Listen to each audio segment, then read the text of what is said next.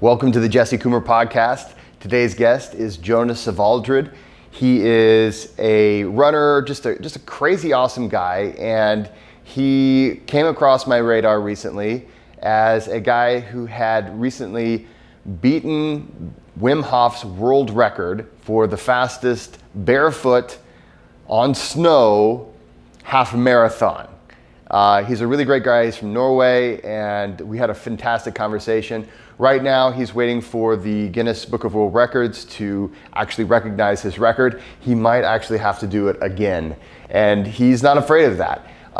He's just a really great guy, and we had a fantastic conversation. I really think you're really going to enjoy this conversation. So, without any further ado, here is Jonas Sevaldrud, and I hope you enjoy it. And we are recording. Welcome to the Midwest. Welcome to the Jesse Coomer podcast. I am really happy to be here today with a recent world record breaker. He broke Wim Hof's record. So anytime someone messes with the Iceman's records, I'm like, my interest is piqued. And his name is Jonas. And now your last name is it Sevald? Yeah, or that's too short. My full last name is Sevaldrud, but it's kind of hard to. I appreciate that. Well, I appreciate that, and my mouth doesn't always make all the sounds that other people's mouths can make. So I really do appreciate that.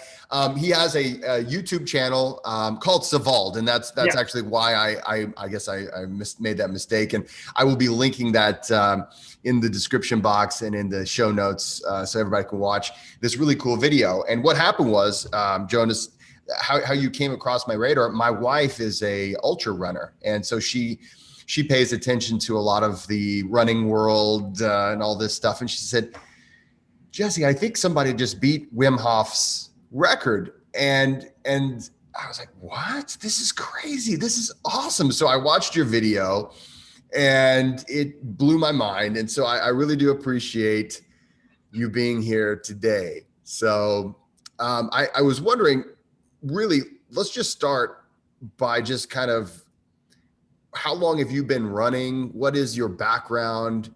Tell us just a little bit about yourself. Well, of course, no problem. And thank you so much for having me here. It's always really nice to connect with people around the world. That's the main reason for doing the video in English, so I could just meet people all around the world and talk to people like yourself.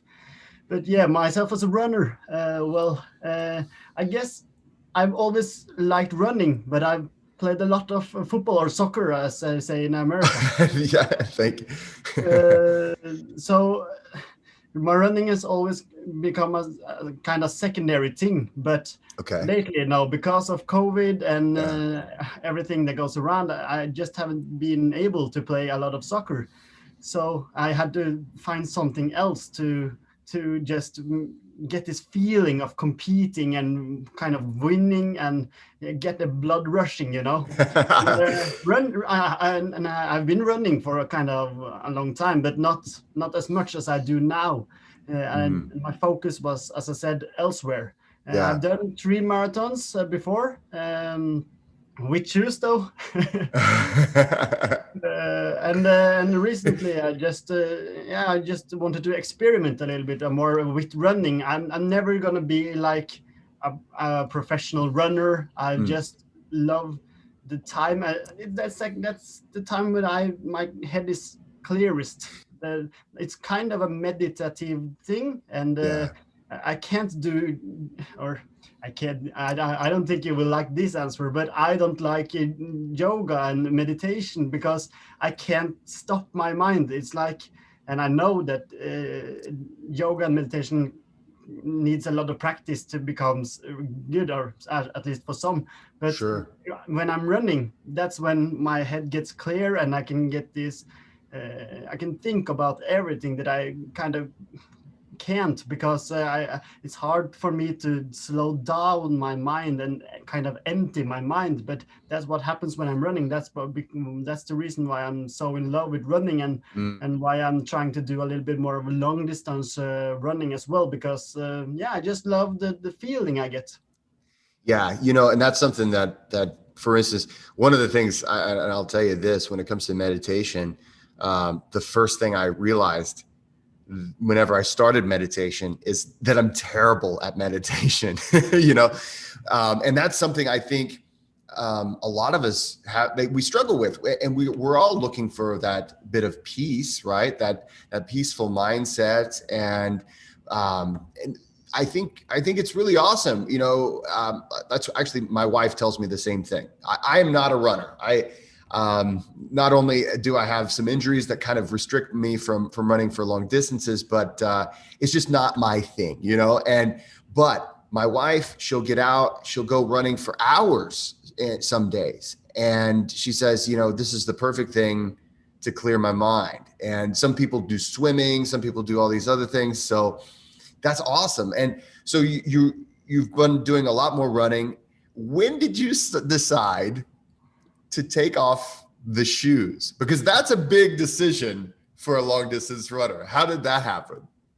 Well, I have to say I haven't been running barefoot for a long time. Absolutely not. I'm just I've kind of just done it for this record before Oh, this attempt. wow. Yeah, I know.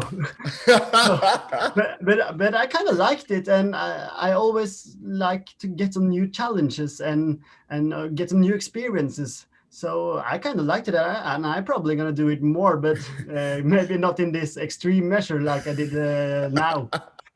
But to be honest, my first barefoot run Yeah. ever was Yeah. the 5K test run that I did 2 days before the record attempt. Okay. So let's break this down for everybody, because now you're blowing my mind here. And so, and of course, I guess this is a testament to just the power of the mind over the body, really. And I love this. This is what this channel, we talk about this a lot. This is something I'm really fascinated with. And so I've watched the video.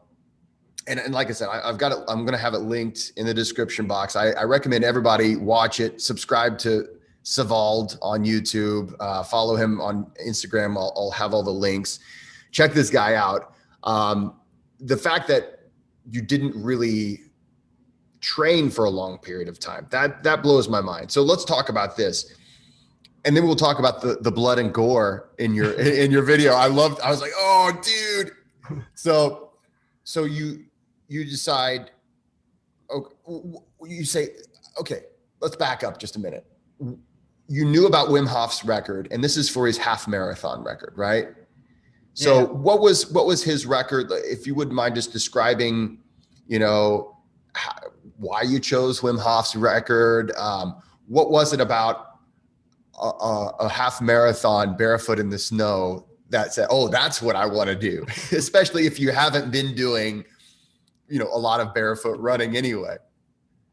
Well, it's kind of hard to answer actually, because I don't know how I found the Wim Hof record. I of course I knew about Wim Hof, and I think he's just a really, really cool guy, and kind of an inspiration in many ways, just to show that you can do more with your body than almost everybody thinks.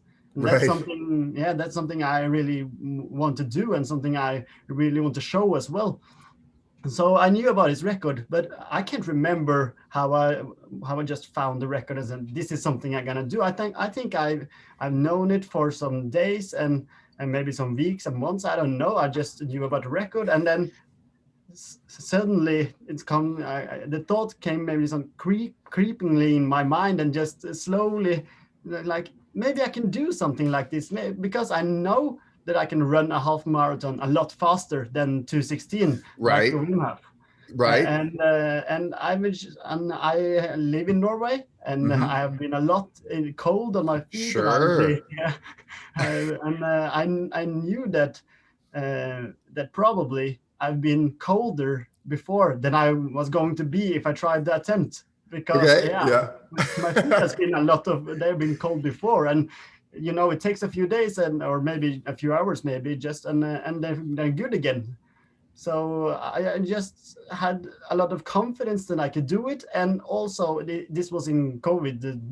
restrictions and lockdown basically. So I couldn't remember what I did the day before, last day or the day before. And I was just bored. I got no new memories, no new great histories to tell my friends. So Sure. I needed to make a good memory, a good history by I myself. love, oh, Jonas, this is awesome. So yeah, I love how boredom can lead us to do amazing things. And in this case, so just so I have it clear, you're into running, but just not barefoot running. It's not like you really trained for this in any significant way, because when a lot of people think about, okay, I want to someday break a world record, right? And I've thought about it many times. Okay, what's a world record that I could possibly achieve? Most of the time, a person is thinking, well, I'm going to need years of training, right? I'm going to need to train for a long time. I'm really going to train. And a lot of times the record breakers, like I had Joseph Coburl on here not too long ago. He broke the world record for the longest ice submersion. A lot of times it's just like what you're talking about. It's not necessarily always boredom. I love the fact that yours was just out of boredom, but it's not necessarily something that they've had a lifelong dream. You had it for maybe a month in your mind. Hey, let's go break it. But it's this thing, maybe I can do this. And then just doing it, just actually, let's just do it. So you did a 5K test run. And what did you find? How was that? Well, the 5K test run, to be honest, was kind of easy. Yeah. I was shocked over how well my feet was doing, how well my body was doing. I had a little bit of a problem with my calves because, as I said, I'm not a barefoot runner, so it's a little bit different on the legs. But otherwise than that, my body was just very, very nice. No cold problems with the feet at all. Yeah. And the skin was just perfectly fine as well, because there were perfect conditions. I have to tell you this. I was on another interview a few days ago with the biggest radio station in Dubai. Oh my goodness! Yes. So, and they were kind of shocked that I said it was perfect conditions on the test run, because they said that in Dubai the perfect running conditions are not below zero. Right. Yeah. So it was below 0 Celsius, right? And degrees. Of course, a person from a warmer climate would just be blown away by that, I'm sure. But for me, it was just perfect, because when when it is below 0, the snow is a lot drier and not so sharp. And it was kind of a new snow as well, so it was kind of soft. The powder, powder, kind of powder. So on that 5K test run, the conditions were just perfect, and I just thought, I can do this. I know I can run fast enough, and my feet are not hurting at all, and I'm kind of not cold. So were you? Now on the video, it looked like your running path was a paved, like a cement or a blacktop, and then there was I remember seeing ice and things like that. But on your 5K, did you stay on the path, or was it on the grass? No, it was kind of on the path, on the pavement. Oh man! Brutal.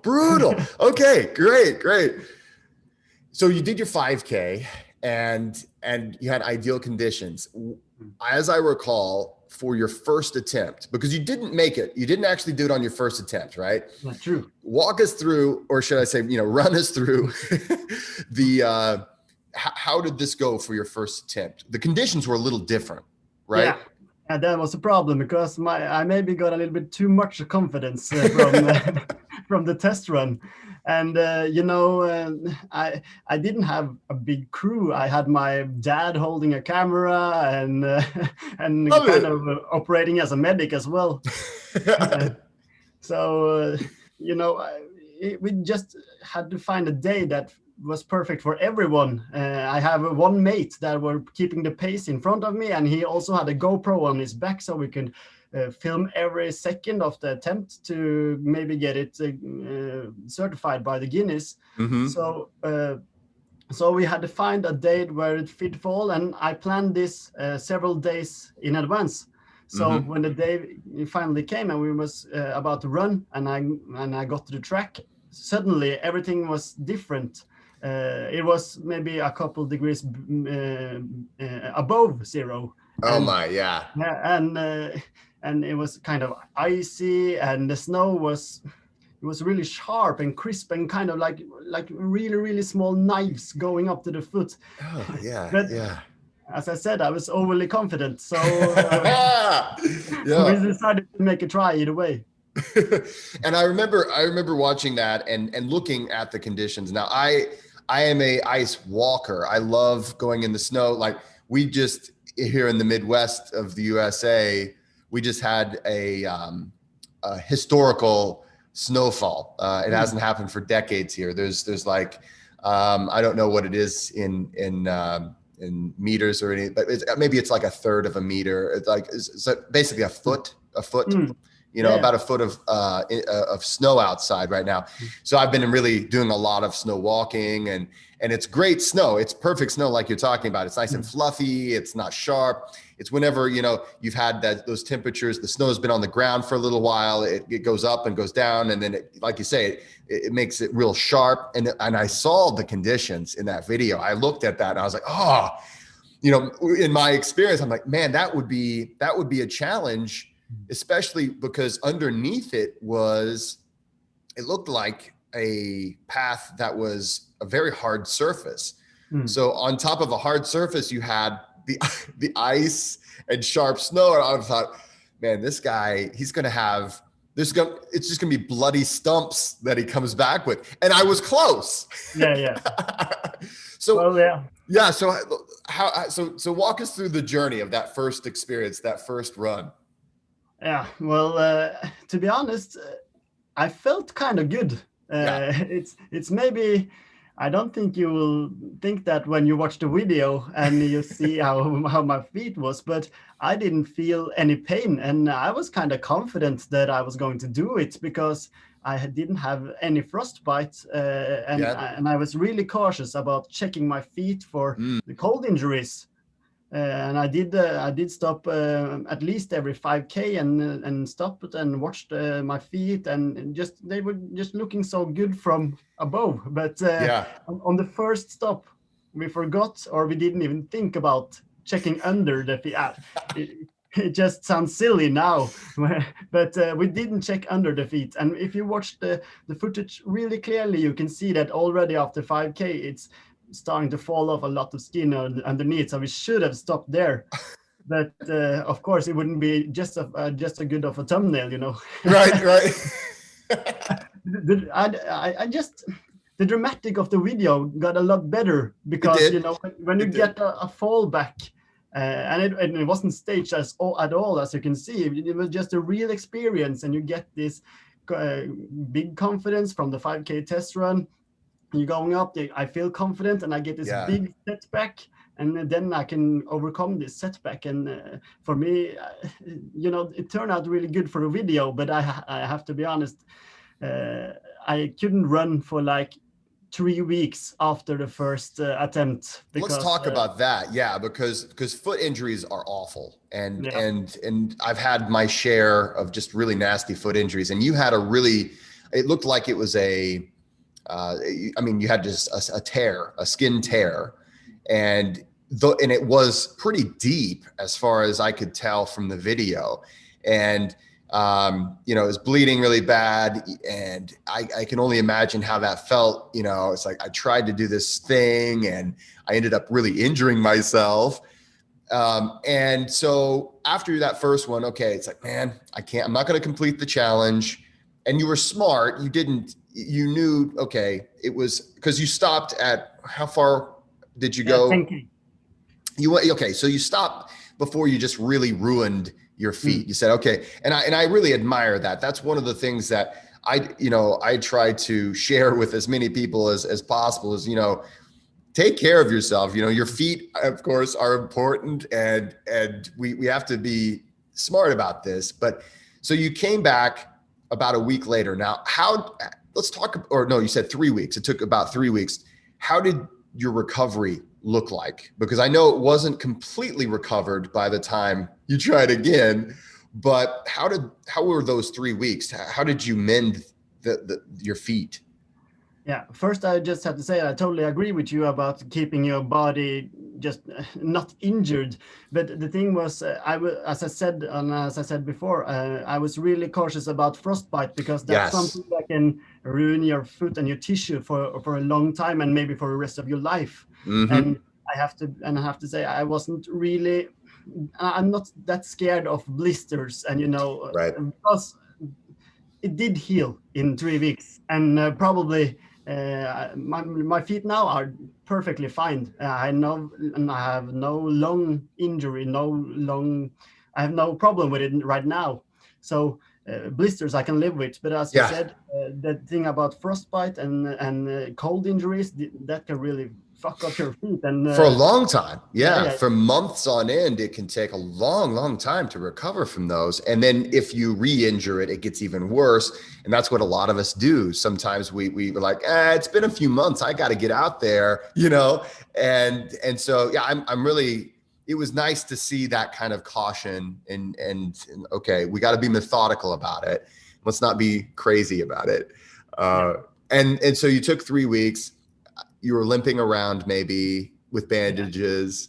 Um, Yeah, it was a lot of time on the sofa on the couch and just watching mhm. TV. It was kind of a boring time that as well. And I tried to do some cycling, indoor cycling, because my dad has an indoor cycle, Oh, and I great. tried Yeah. to do some skiing as well, cross country skiing. But every time, at least for the first week, every time I tried to do any physical activity, it just kind of went back to start. So I just had to shut it all off and.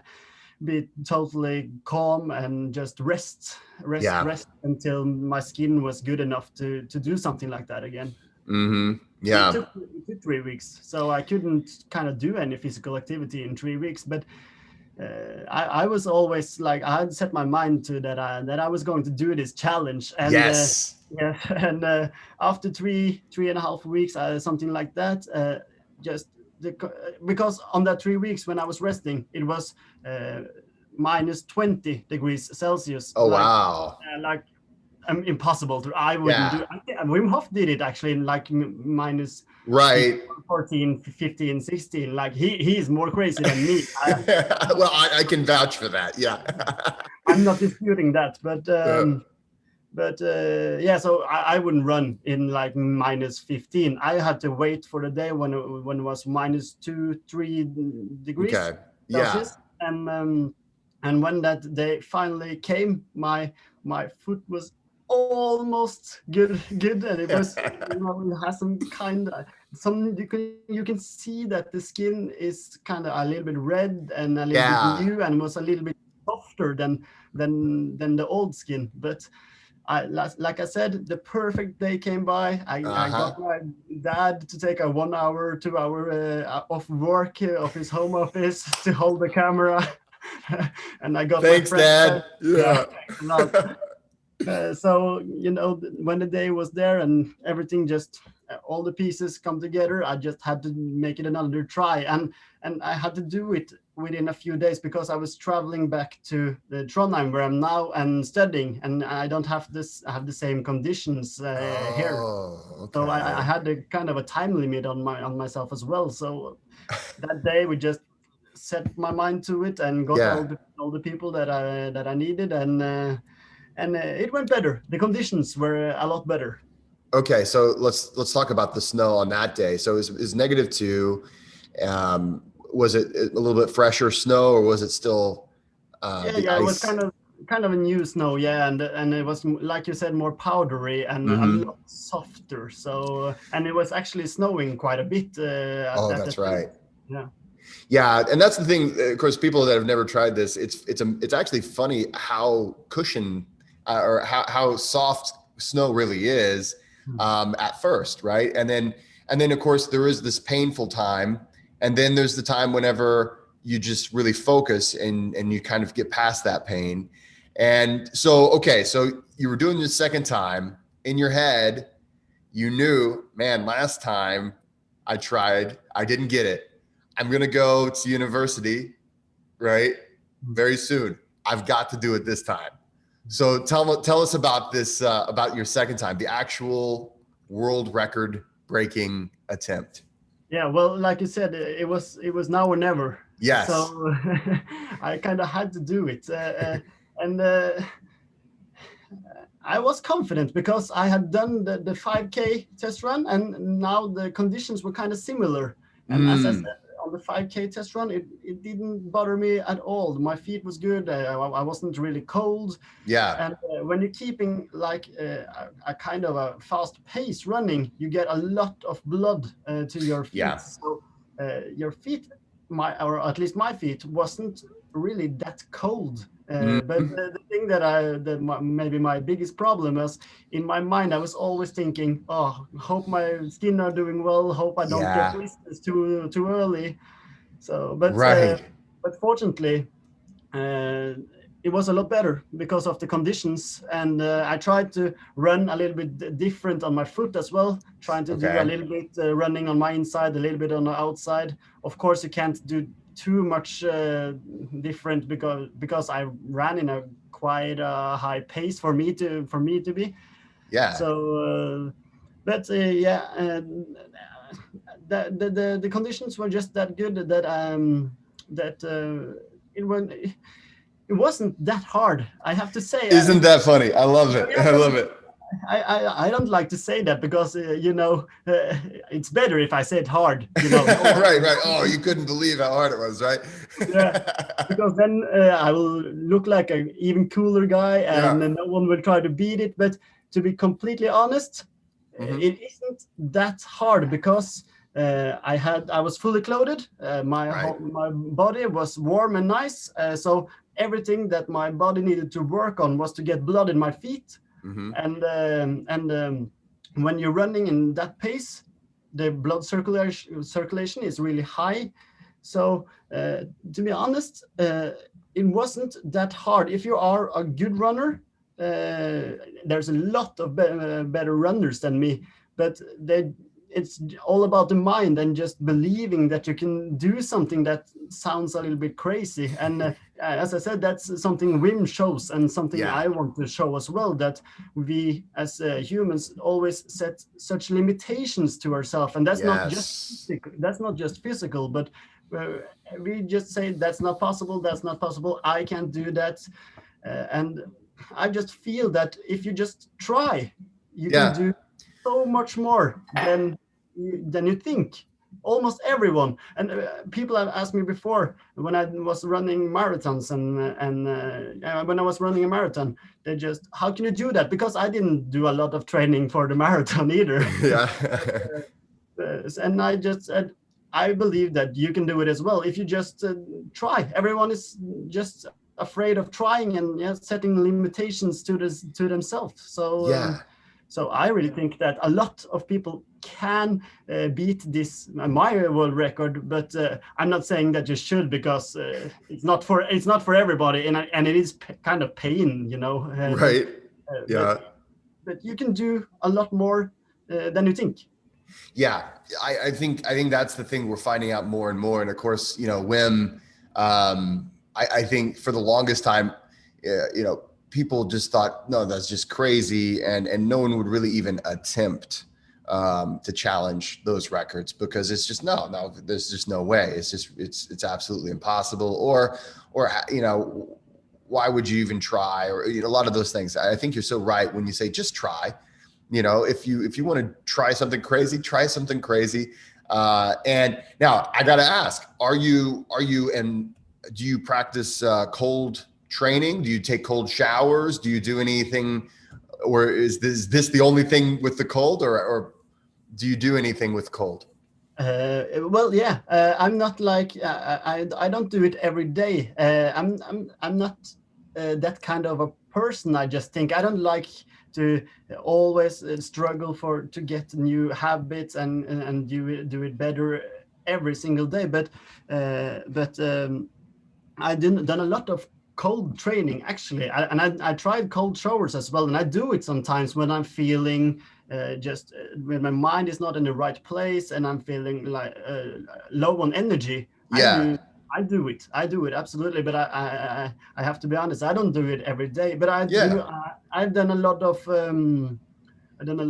swimming in cold waters as Okay. well. Sure. Yeah, or I don't know, dipping in the cold waters. Yeah. Yeah, and I really enjoy the cold because of two things. One, it freshens up your mind. I think Mm-hmm. everyone that has tried cold showers or cold bathing or anything with a cold, when you're finished with something like that, you just feel the blood rushing to your brain, and you feel a lot more clear, and I just love that feeling. And number two is that I like challenging myself, and Yeah. the Yeah. cold is one kind of challenging, and Right. I love to try it, and I love to challenge myself, and I have done a 10-minute ice bath. Oh wow. Okay, so that's a very hard challenge. That's Yeah, that's a that's a hard. that's a great marker of like, okay, that's some serious cold training. But you're not like you wouldn't consider yourself like a daily cold trainer. It's just like something that, okay, maybe I'll train a little bit here, and just whenever you feel like it is kind of how you do it. Yeah, it's kind of nice, and I actually want to try to do some cold training in the future, and especially with I don't know, I don't like the concept of cold showerings that much, but I like the the the concept of bathing or swimming in the cold. And I'm not, when I'm saying swimming, I'm not meaning like 10 minutes, I mean Sure, like sure. 2 minutes or 1 minute, and the feeling I get of 1 minute of swimming in cold water. I've done that quite a few times when I'm out running, especially in the morning, and just Yeah. go in the water, go up again after 1 minute, and the feeling you get of that, just a wonderful feeling. So to be honest, I maybe should have done it even more, because it's a good feeling. I love the feeling. How do you ever do cold runs, like go on out and run with just your shorts without a shirt and just have some cold air, or maybe not, or Well, I no, no? I don't think I've ever tried really. Yeah. Maybe I should try that as yeah. I think you'll find it pretty easy. Mm, The thing is, when I looked at what you did, a lot of people might look at it and say, well, it was easy for him to do that because he wasn't wearing because he was wearing clothes. And if you're wearing clothes, it makes it easier. In fact, it's the hardest part of cold exposure is your extremities. It's your feet and your hands. And that's the things that you had exposed. Like, you did the hardest part. You're going to find, if you go out and you take your shirt off and you just run with shorts and no shirt, you adapt so fast, especially when you're running. I mean, and also swimming, it's amazing. We feel like, well, I'm exposing more of my body, it's going to be harder. You've already done the hardest part, my friend. And to some degree, I think whenever I do cold exposures I'll just go out in the snow with my shorts, barefoot and everything. It's always my feet that tell me to go in first. The rest of my body is just like, nah, we're okay. We're okay. But it's my feet or my hands, or my extremities, like the tips of your ears. So yeah, you did the hardest part of cold training, and you just had to, you happened to focus on it. I think I look at what you did, and you know, I think also you probably traveled the paved road, because you knew the distance, right? mm, yeah. So you kind of had to, just so you knew, okay, I'm actually running the 5K, I'm running the 10K, and so on and so forth. You had to follow that path. Um, I wonder, how your feet would have done had you ran maybe on the side, in the grassy area, because I don't think I don't know. I just, things like these kinds of questions come into my mind, but I wonder if your feet would have stayed, I guess, not torn apart, longer. I bet you might have actually had a better experience because it would have been softer, and not such a jolt on your feet. I don't know. Do you ever plan to do this again? Well, for the first thing about the grass, the problem here is that it's really cold where I'm from, and as I said, we had a lot of minus 20 degrees Celsius, and it's just frozen. So at least for where we tried the attempt, it is just as hard on the side as it is on the pavement. Fair enough. That makes sense. Yeah. After a while, it all is solid, isn't it? That's a good point. It's really solid. So I don't think it would have done much of a difference, actually. But if we could done it another part of Norway as well, then we can do it maybe on some softer ground, and it would have been easier. But you're running faster with hard ground as well. So that's another good point. As well. If I was going to do something like this again, well, I want to challenge myself, and I'm not certain that I get this world record approved by Guinness, because I have some things because of COVID restrictions, and because it was a Tuesday, it was a work day, so I need witnesses, and I need what Guinness called professional timekeepers. Okay. So you might have to do it again. I might have to. And I'm not scared of that. I didn't do it for the world record. It was just something to compete against. And of course, it would have been nice to get, but I got the good feeling either way. I think seriously that just the fact that you had a benchmark and can I do it? I think that, like you said, that's enough to make, like you said, a good memory, when especially after just being on lockdown. And I don't know how it is in Norway with lockdowns and the restrictions, but I remember in the United States when we had a lot of the lockdowns. It was early 2020, and it really was. It was just boring and. Boring in a really in the worst kind of way. It's the kind of way that you need something to interrupt that boredom and bring yourself back into that especially as an athlete, playing football, and see, I'm gonna say it football for you, and thank you for saying it soccer for me. But as an athlete, you've got that competitive edge. Now, tell me about yourself. We've talked about this video, but I want to know a little bit about you. How old are you? What are you studying? What kinds of things are you into? And of course, everybody should go to your YouTube channel, because I assume that's where you're going to tell us all about these things. But tell me just a little bit about yourself. What kind of things are you covering on your YouTube channel? What are you studying? Yeah, tell me. Yeah, well, my name is Jonas Sevaldrud. A little bit hard to say on English.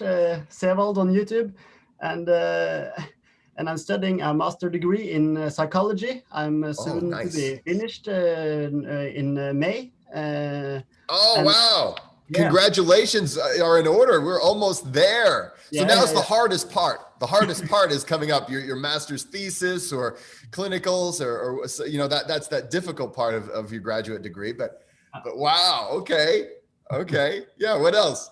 Yeah. So I do a lot of things outside of school, and I'm just really focusing on not doing one thing in my life. I really like to expand and try different things. And as we were a little bit talking about earlier, I tried cold things, and I've tried some warm things as well. And I've played a lot of football. I've been skiing. I've done a lot of randonnée. I've done I've done a lot of different sports with my body, and I also, as yourself, I also have a podcast here in Trondheim. It's on Norwegian, so nothing for your listeners. Oh yeah. I'll have to read. I'll read your transcripts. Yeah. That So sounds awesome. So you're just really, and I love this, you're just trying to just experience a lot of things, try a lot of things. And I think that's just fantastic. Don't get into a rut. Just look for all the different, all the different things to enjoy out of life. That's beautiful, and hey, break a world record maybe here and there and just have fun with it.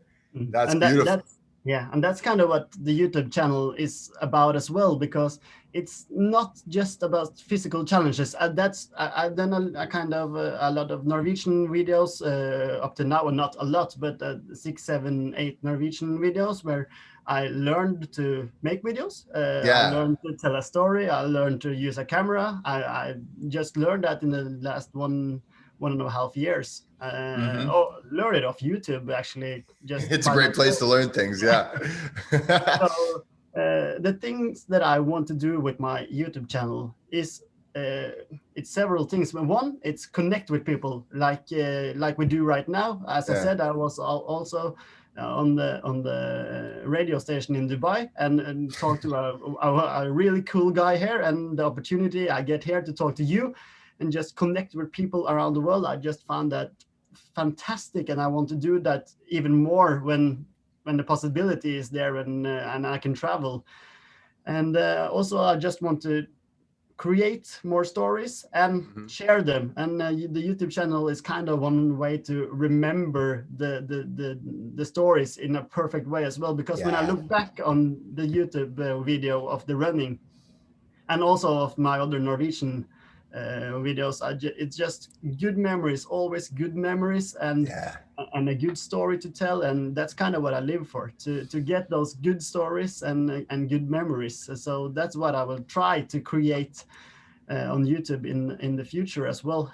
But I find it's kind of hard, actually, to because I want to make great videos. Yeah. And I'm also studying, and it takes a lot of time, and I'm also Oh working yeah. part-time beside of my studying. I'm doing a podcast, so it's kind of Yeah. hard to, you know I think I maybe used like 100 hours of work to get the video out.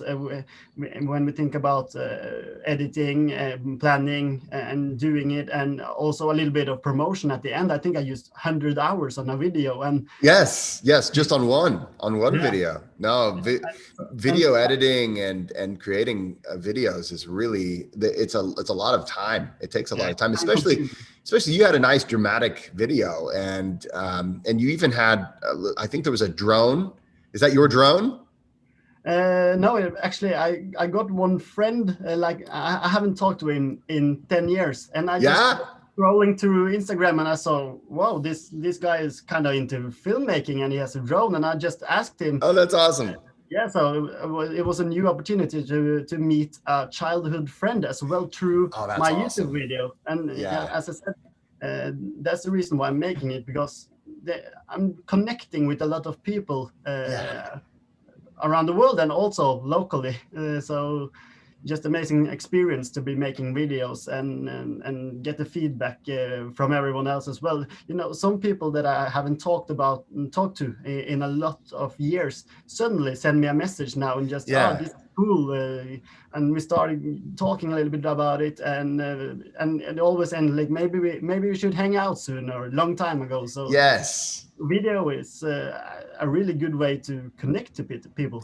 Absolutely. And the thing is, that's what we need now more than ever, with the world that we've been living in the past year or two, with COVID and all the separation that we've been feeling. It's great to be able to reach out. And of course, it got me interested. If I would have never been able to meet you had you not made the video.